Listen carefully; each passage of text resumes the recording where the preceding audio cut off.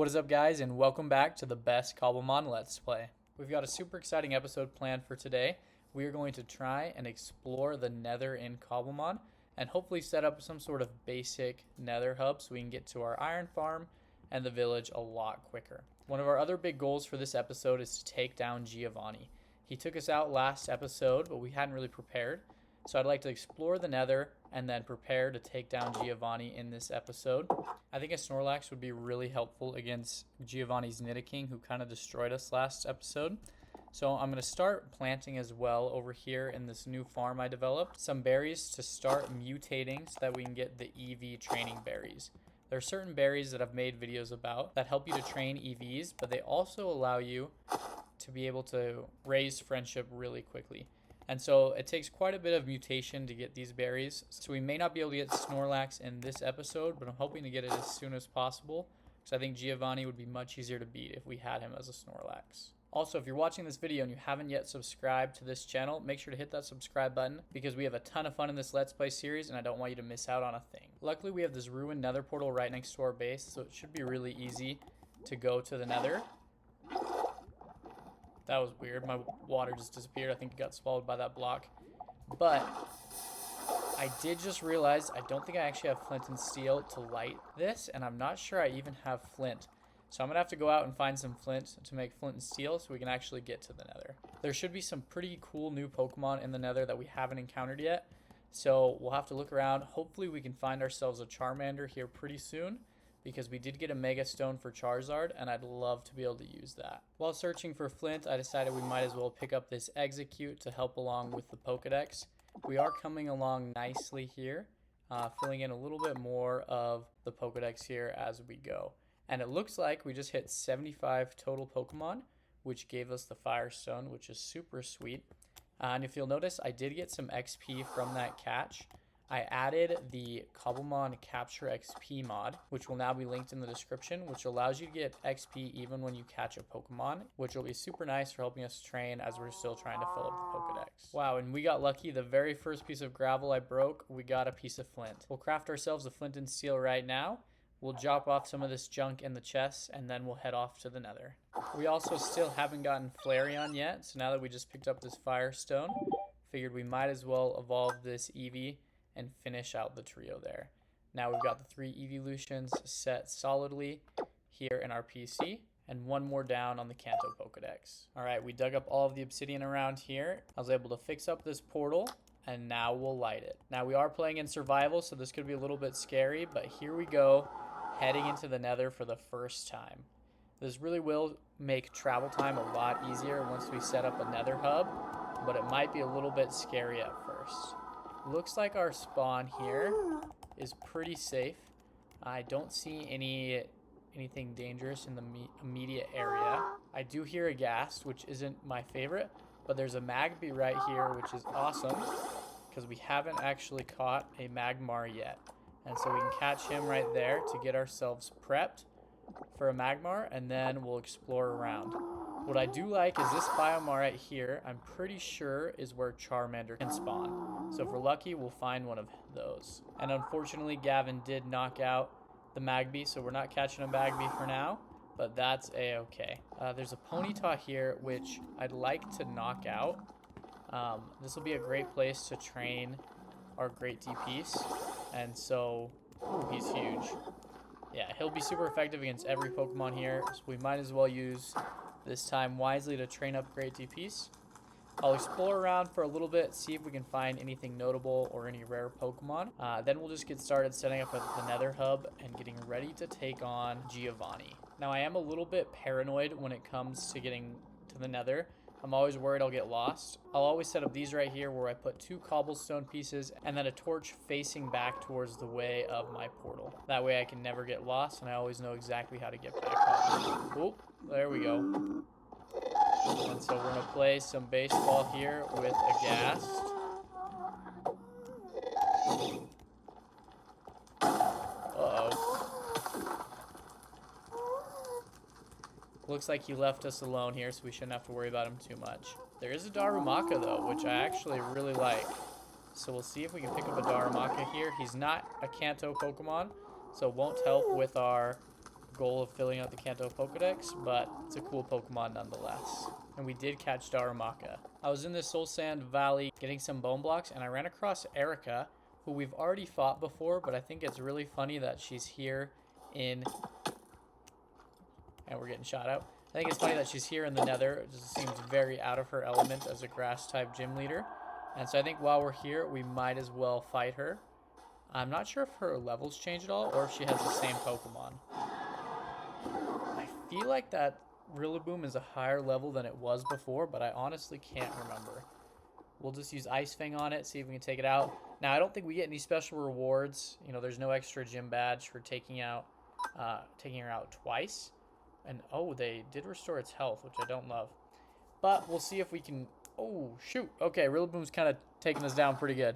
And I forgot, somehow her Rillaboom is faster than my Aerodactyl, which really doesn't make sense. Okay, I guess not always faster, because I just went first. Anyways, I thought mine should be faster. This Electrode, I think, is going to explode. If I remember right. I feel like these are higher level than they used to be. So it should actually be pretty good training for us. And we'll just go with Nolonix, and hopefully he can take out the rest of the Pokemon here. We'll go for an Eruption, I think, is probably our best move. And hopefully we'll just be able to zoom through these pretty quick. We may beat Erica 2 episodes in a row. And so it's kind of unfortunate for her. But I think sometimes the gym leaders, if you beat them again, might drop some useful items. I'm not sure, so we'll have to wait and see here. We'll just keep using Eruption. We one-hit Venusaur there, which is pretty nice. And hopefully we can do the same for Meganium, because I think we will get a lot of experience from this. This might get leveled up enough for our Turtwig to evolve, which would be awesome. I had you guys vote in the community section on who we should evolve him to, and you guys voted for the Cherry Tree variant, so that's what we're going to go for. Looks like she drops some potions, which is kind of nice, an Awakening and a Hyper Potion. Now, our inventory is kind of full, so we'll have to sort through that. But Turtwig did get up to level 39 here. So I think we definitely need to go ahead and evolve him. I like having him on our shoulder, but I think a Cherry Tree Torterra is worth not having Turtwig on our shoulder. So we'll take this Cherry Blossom right here, and we'll switch it for his experience share for a moment. And now he should be able to evolve into the Cherry Tree Torterra, and there he is. Look how awesome he is. This is definitely one of my favorite parts of Cobblemon. Are their unique Pokemon forms. It's kind of weird to see him in the Nether. He'll look a lot cooler outside of the Nether, but I'm definitely glad we have him here. These bone blocks are going to be really useful for us in trying to mutate all those berries, because sometimes it can take several growth cycles before you actually get a mutation, and I lost that one in the lava, which is unfortunate. But this will be really nice for us here. We can pick up these bone blocks, which will translate to a lot of bone meal, so we can speed up that process a lot. There's also a couple Pokemon that are pretty common in the Nether that we haven't caught yet. For example, Cubone and Ghastly. And so we'll go around and see if we can pick those up as well. And there is our enemy. We are not ready to take him on yet, but hopefully by the end of this episode we can take him down. I think I did see a Cubone over here though, so we'll try and catch him. Hopefully we can make some pretty good progress on the Kanto Pokedex. I would like to finish it sooner rather than later, and I think that's a... Oh, yes, we just stumbled across a Nether Fortress. No way. Okay, I was worried it was going to take us forever to find one, because realistically, Nether Fortresses are pretty rare. I do have some strategies I use. It's actually some of my more popular videos are on how to find a Nether Fortress, but even with those strategies, it can take a lot of time. So I don't know how much of the Nether Fortress we'll explore today. I mean, we don't really need to take on gas. I'm tempted to do it while we're here, but I don't want to die. Because I do plan... Oh, and they're already attacking us, so we'll hide here while we heal up. But I do plan on fighting the Ender Dragon in this series. At some point, we're going to have to do this. We're already here, so I might explore a little bit, see if we can find some good items. Let's go explore this Nether Fortress here. I'm super pumped we found one so quickly. Because this is, and honestly, in my opinion, one of the most annoying parts about Minecraft is trying to find a Nether Fortress. We just stumbled across a bunch of Nether Wart, which is really nice. We'll pick this up. This is great for potion brewing, which we don't have much of a need for right now, but it's always good to have on hand. It'd be nice to pick it up now so we don't have to come after it later. We might as well grab some soul sand so we can farm it back home. One of the best things about Nether Fortresses in Cobblemon is that they spawn Charcadet, which is a super cool Pokemon. It's in one of the newer Pokemon games. It has 2 evolutions, and there's a second one right here. So hopefully we could pick up both of these guys. They're super sweet. I'd love to be able to have one on the team. We just caught one, which is awesome. We'll try and catch the second one. Found out I'm right next to a blaze spawner, so that's a little bit scary, but I think Torterra's actually proving to be a fireball wall for us. And there we go. We just got 2 Charcadets, which is awesome. It looks like my battery's low, so I'll have to charge that. But first, I'm going to have to deal with this blaze here. We're right next to the spawner. So I'm actually, before anything, I'm going to mark this so I can come back here whenever I need to pick up more blaze rods. But while we're here, we might as well see if we can take down a few of these guys. I don't actually have a sword with looting on it yet, so it's not really the best time to be fighting blazes. So I might hold off for a moment just because that one almost killed me. Don't have much armor right now.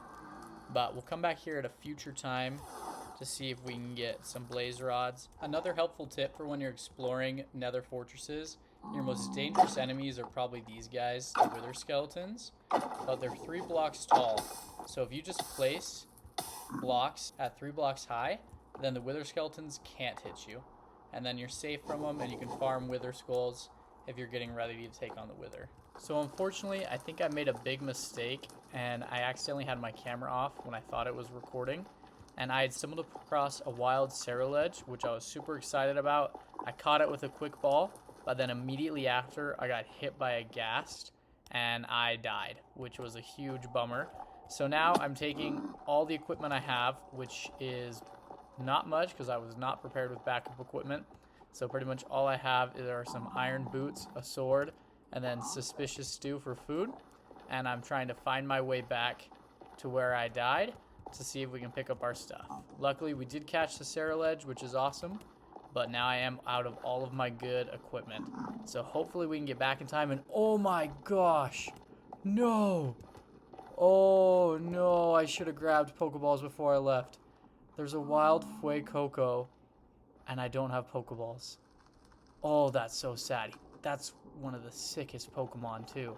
Okay, maybe if I really, really hurry, I can do it, but that stinks. I've encountered so many fire starters in this series. I've been extremely lucky. So I guess maybe it was some time my luck ran out. I mean, I still encountered one, but I just don't have the ability to catch it. Hopefully it doesn't despawn, but I think it probably would have already despawned by now that it's out of the picture. I think that's how Cobblemon works. So that super sucks. Hopefully we can find a Fuecoco at some point. That's probably the biggest rip of the season so far, besides maybe missing the Zapdos on day 1. But we're going to run through. Hopefully we can get our stuff, and I will keep you guys updated. Oh no, I got back, and this is where I died, but there was a fire here, so I think literally all of my stuff was burned. Oh no, that is the biggest rip ever. Well, I think that's probably going to mark the end of our Nether adventure for today, because I now have no equipment, and so I'm going to have to go back and recuperate, make some Pokeballs, and we're going to have to trade for a new diamond pick and stuff like that. So this Wither's about to kill us, but that's okay because we need to go home anyways. Oh, and the worst part about that is I lost the extra obsidian that I was going to use to connect ourselves to the village this episode. So that's a pretty big bummer. Our Nether adventure did not end super well. I'm super bummed about the Fuecoco, but we did still have some pretty good luck. We caught 2 Charcadet, a Cubone, a Darumaka, and a Cerulege, which is super awesome. And we were also able to evolve Torterra, but that really stinks. So I'm going to pick up some more equipment here, see what we have. First things first, after running into that Fuecoco, I'm not taking any more chances. I'm going to go pick up some apricorns from outside, and we're going to make some Pokeballs. It's definitely not what we had before, but we at least have some Pokeballs here. We've got some quick balls and some food and some tools. I don't have a sword or anything with me right now, or armor, so it's probably not the best choices. But I really just want to see if maybe somehow I'm lucky and the Fuecoco is still there. It probably isn't, but I have to at least check. I don't think I'll go back to the Nether Fortress because I'm definitely not prepared for that. I think before we go and take on that, we'll get some better armor and weapons, probably with better enchantments so that we can actually survive an encounter in there. Unlike this time, and we don't lose all of our stuff. But regardless, even though I wasn't very prepared, we still got some good stuff. I'm disappointed that I lost the obsidian and mostly, of course, the Fuecoco. But hopefully we can find one here. Hopefully he's still here and hasn't despawned. The chances are low. I did just run past a Larvesta and a Magmar, which are both Pokemon I'd like to catch. But I just want to run to exactly where Fuecoco was, see if we get lucky, and then if not, we'll have to give up. But if he's not there, then we'll just head back to the overworld and we'll start preparing, and we'll come back here in a future episode, but we'll get ready to maybe take on Giovanni in this episode. And I believe this is where Fuecoco was. I'll keep walking a little bit, but it does look like he despawned. I figured he would. The chances of him staying, I don't think are any at all. But I was hoping he would nonetheless. The other thing I'm actually really bummed about, which just seems like a little thing, but I'm bummed we lost the bone blocks. Those were going to be really helpful for setting up our berry farm. So it's a little risky, but I might walk around here and see if I can find a few more before I run back. There's also a ton of cool Pokemon here I want to catch, like Litwick and Ghastly and a Lampent. So I'm going to throw some quick balls at these guys while we're here. And then we need to get out of the Nether at some point because this place is getting pretty dangerous. Hey, we caught a Lampent, which is awesome. I'm not sure if that Salandit is male or female. If it is female, then it is definitely worth catching. It's a male though, so not worth it. So we're gonna go over here and try and catch a Ghastly, a Haunter. We do have link cables. We could evolve one into a Gengar, which would help a lot with our Pokedex. So let's see if we can get him. Ooh, he does break out, and I'm tempted, in all honesty, to just run from this battle and try and catch the other Ghastly on the first Pokeball, just so I don't have to spend the time battling one. Haunter, I mean, not Ghastly. I keep saying words wrong in this episode. But there is a Ghastly right here, which we also don't have. So we'll throw a quick ball here first, peek around, see if there's any bone blocks. I may have already destroyed the only structure nearby. That may be some right over there. I'll go check out. But we did just get a Ghastly. Now, if we can go back and catch one of these Haunters, I would feel a lot better about our progress here. We at least would have filled out a pretty good amount of the Pokedex and worked towards that goal. And there are some bone blocks I see right there. So we'll run up there after this. There we go. We got Haunter. So that was pretty good. It's not everything we were hoping for, and I'm getting shot at a skeleton right now, but there's still pretty good progress, and we'll just pick up some more obsidian from a nearby lava lake, and then we'll be able to finish setting up our nether portal in the other spots. And I may have to fight this skeleton with a hoe. Let's see if I can just get him to fall off the edge. Oh, and I misclicked there. But Diamond Hoe might be for the win. He doesn't want to fall off the edge. There we go. That was efficient. Okay. Who says you can't do it with the Diamond Hoe? Ooh, and that is dangerous. And I realized I didn't bring any path blocks. Shoot. I didn't bring any blocks with me to path away with, even though I have a ton of different ones I could use. I've got stacks upon stacks of just dirt in my house. But I'm going to break up some of these so we can get some bone blocks, and then we'll head back. I got 16 bone blocks, which I think will be enough for now. We may come back for more later. And then I came across a wild Magmar, so hopefully we can catch it, because that would be super awesome. It does break free, which is pretty annoying, but I think I'm gonna try and catch it anyways. We'll switch out so Gavin doesn't die, and if we can lower it without knocking it out, it might be a little dangerous using Great DPs. But we did just get burned, which I think lowers our attack. So Aqua Tail hopefully shouldn't one-hit KO. Awesome, it doesn't. Then I think as long as we don't crit, this shouldn't knock it out either. But it might be a little bit dangerous. Ooh, and we do knock it out. Shoot. Okay, so it may be a little bit before we catch a Magmar, But he just dropped a Magmarizer, which is super nice. We can use that to get a Magmortar. But I think it's about time I left. Things are looking pretty dangerous here. And I am surrounded by piglins, so I'm kind of terrified. But we're just going to run as fast as humanly possible. And we're going to get out of the nether because I just saw like so many... Oh no. Ah! We're definitely wasting those bone blocks, but it is worth it. I do not want to die again. I think we're going to come back to the nether another day when we're more prepared. But there was still a lot of good we did in here, and I'm pretty satisfied with what we've been able to get done in this episode. We had a few losses, and that Fuecoco is really a tragedy, but I'm going to choose to focus on the positive. We got a Sarah Ledge, which is super sweet. We did find a Nether Fortress, which I wasn't expecting. We lost our Nether Wart, which is a little bit of a bummer, but all in all, I think it was a pretty successful trip, and now we have a way to get into the nether. We can start building up a nether hub in the next couple episodes. We also just got that gold block there, which will be super nice. We can use that to make more quick balls and other useful Pokeballs. But let's hide. Let's run and hide back into our base now that it's nighttime, so we don't have any more deaths this episode. Now we're safe back home and we can start building back up and getting more gear. And while we're here, since we lost so many bone blocks, I figured I might as well build a simple bone meal machine. We have so many crops here that we are going to be running pretty high on, and so I'm going to build a machine right here. This is very simple, but it allows you to farm bone meal pretty sustainably just by using extra seeds from your crops and things like that. And so we'll build back down here and I'll show you how it works. You can just put any kind of natural material in here, even oak saplings, and then they'll fill up the composter and eventually turn into bone meal. And so it's a pretty slow process, but I'm pretty sure I have already lots of extra seeds in here. Yeah, I've got several stacks of seeds and potatoes. The potatoes I'm actually going to use to trade with villagers, but these seeds are pretty useless now that I have a sustainable farm. So I can just put these in here and they'll start turning into bone meal, which will help with our process here with the berries. This will mainly be our focus for next episode. We'll try and get Gavin all the way evolved and take on Giovanni. But while we're here, we might as well get these fully grown so they can get ready to start mutating.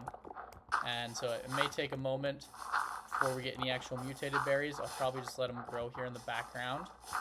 But this will be a great start for us. Ladies and gentlemen, it is time for our second battle against Giovanni.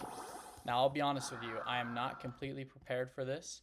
I wasn't able to finish the berries in time to level up the friendship to evolve Gavin into a Snorlax. And so we're going in a little bit unprepared here. Snorlax is really who I was thinking would be our main best bet to take down Nidoking. And I forgot it had Ice Beam, and it one-shot Aerodactyl, which I feel like last time it took 2 tries. So that's not great. I think our next best bet is Torterra. Ice Beam, unfortunately, is still going to do a ton. If we can get off one Earthquake, but shoot, we get one-shotted. Okay, so going in without Snorlax maybe was not the best idea. Munchlax, I don't know if he'll be able to handle anything, but we'll see if maybe we can hit him with a Body Slam and get him paralyzed. That would be awesome. Yes, no way we do. Okay, I didn't think that would actually work, but it did. So even though Gavin's not evolved yet, he's still coming in clutch for us. Now, this is where things get a little bit scary. Nilonix is probably going to be pretty useless against most of the Pokemon because he's a ground type trainer. Great DPS is going to do great, but he has Thunderbolt. So I think our best bet is Thomas, and hopefully the next Pokemon don't have Thunderbolt, and we'll be able to get it through with our boy Great DPS. Okay, we do live one hit there from Giovanni, and we take down his Nidoking. Whew. Now that Pokemon did sweep through like our entire team, which is unfortunate, and then now he has a Honchkrow, which isn't great. That would probably destroy Heracross in one move. I'm not sure if this is smart, but I'm going to try to switch into Nilonix, and hopefully Drill Peck doesn't do a lot, but it did quite a lot, so maybe I shouldn't have switched. And we'll go off with an Eruption. Oh, but we get killed. Okay, that was actually probably a really dumb decision on our end. I actually feel like maybe we could take him down. Not this round, but I feel like with our team, even without Snorlax, we might have a chance if I would have played that a little bit smarter. We'll see here. I'll definitely save Torterra next time. And let's get off an Aqua Tail. And we don't. So we got destroyed by the first 2 Pokemon. Giovanni did kind of wreck us. I mean, we knew we weren't prepared, but I think there is some potential there. Now that I know he has a Honchkrow, I'm tempted to switch up my team a little bit, but we'll leave it how it is for now. I might even heal and try again just to see what happens. All right, we're going to try one more time here in this episode. If we lose this battle, then we'll have to go ahead and do this next episode after we evolve Gavin into a Snorlax. And then I do think it'll be a lot easier, but I'm changing up my strategy here. We're going to lead with Munchlax, hit him with a Body Slam. Hopefully we get the paralysis again. Unfortunately, we don't this time, but I'm hoping just the way we change our lineup will benefit us here. We still only get off 1 Body Slam, which is unfortunate, but now we're actually going to go to Thomas. Now that I know the second Pokemon is a flying type, I don't need to save Thomas, so we're going to go for a Brick Break here. Sludge Bomb does a lot like it did last time, but Brick Break gets him down pretty high, pretty low. Now we have him under half health. If he could only miss, that would be awesome. Now here comes the difficult part. I know Torterra will not live, so I can't use him. I'd like to save Joseph because I know he can take out the Honchkrow pretty easily, but I think he's also our best shot here against Nidoking. So hopefully we get a crit with the Ice Fang or we freeze him. Oh, yes! Yes! Okay, he flinched. Oh, that was what we needed right there. That was what we needed. Okay, we have a chance here. Now that he's gone, oh, he goes into an Infernape. Different choice, but actually I'm okay with that. Unless, holy cow, close combat did a lot. But we have Rock Slide, which should also do a lot. Now, I would like to use Joseph on that Honchkrow. So I'm going to switch into Nonix here. I thought he was only going to have ground-type Pokemon, but he's got like a super varied team here, which is really... Ooh, we get paralyzed, which isn't great. Tempted to go for the Quick Attack. I don't think it'll do enough, though, so maybe I shouldn't have. Yeah, it didn't do enough. I should use a different move. Close Combat will probably take us. It does, but we have some options here.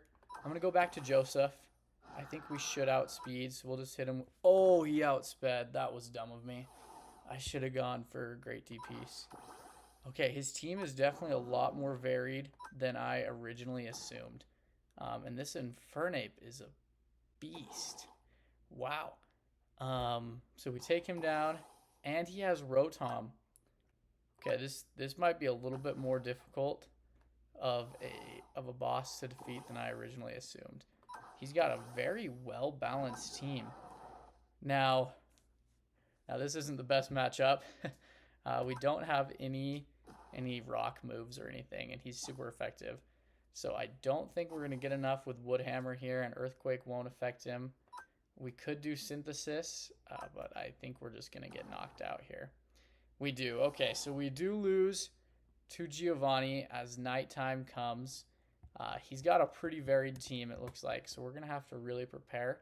I think if we get Gavin evolved, it will make things a lot easier, but we're just going to have to be prepared because his team does switch around a lot. But we have pretty good counters. Torterra could take down his Rotom. Gavin could take care of Nidoking, I think.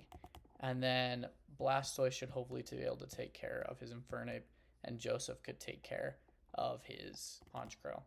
So I think we'll just have to evolve Gavin. I think that's going to be the big difference here. We just need this guy to get a little bit more chunky, and then we can take on Giovanni again. So that'll have to be it for this episode. If you enjoyed it, please hit that like button and make sure to come back and watch the next episode because we will defeat Giovanni. A special thank you to all my channel members. I really couldn't do this without you, and your support means the world to me. And if you'd like to become a channel member yourself, click the join button below to see the options.